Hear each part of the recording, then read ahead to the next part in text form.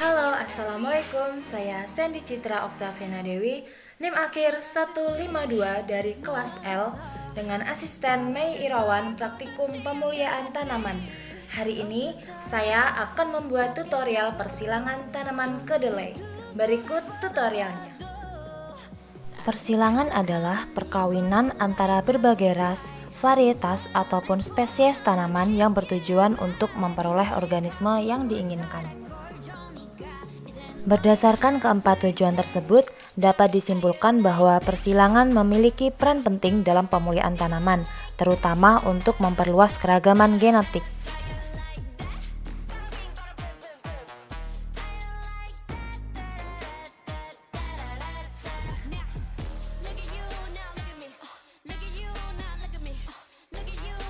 Tanaman kacang hijau mempunyai bunga sempurna atau hermaprodit karena memiliki putik dan benang sari dalam satu bunga.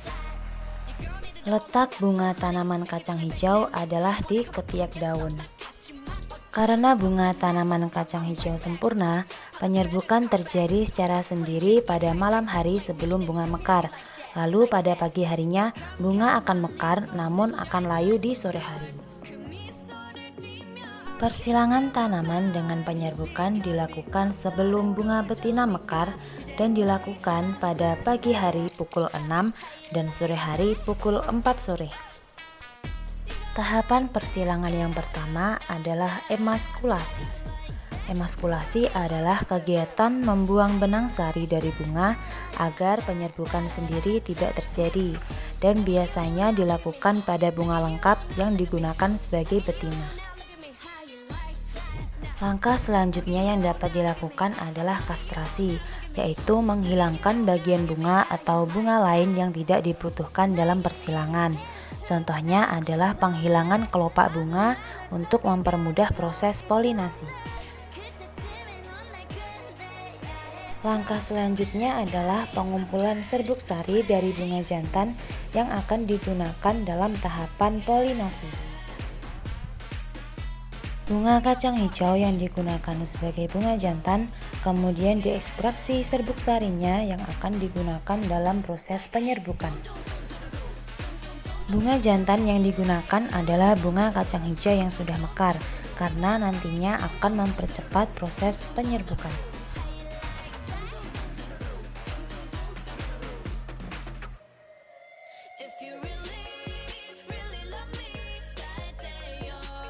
Selanjutnya, tahap penyerbukan atau polinasi. Penyerbukan dilakukan dengan cara mengoleskan benang sari bunga jantan pada putik bunga betina yang telah dikeluarkan benang sarinya. Bunga jantan dan bunga betina yang digunakan dalam proses polinasi didapat dari polybag yang berbeda agar tidak dilakukan penyerbukan sendiri.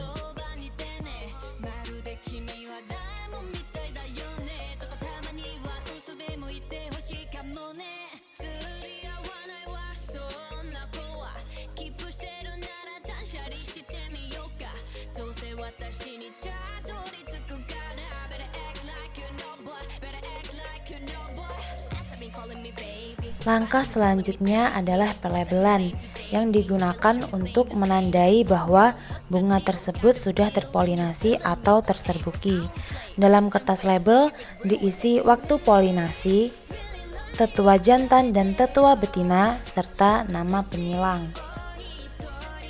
P10J x P4B artinya polybag 10 asal jantan disilangkan dengan polybag 4 asal betina. Setelah penulisan kertas label, kemudian kertas label tersebut diletakkan di tangkai bunga yang telah disilangkan.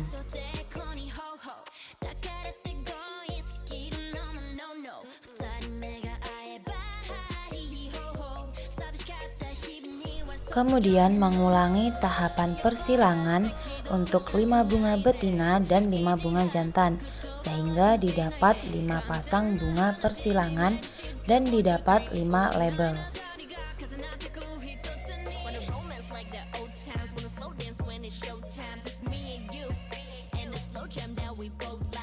playlist, my favorite, so play it. But baby, F a love song, I need you to say it, say it. If you really love me, stay there,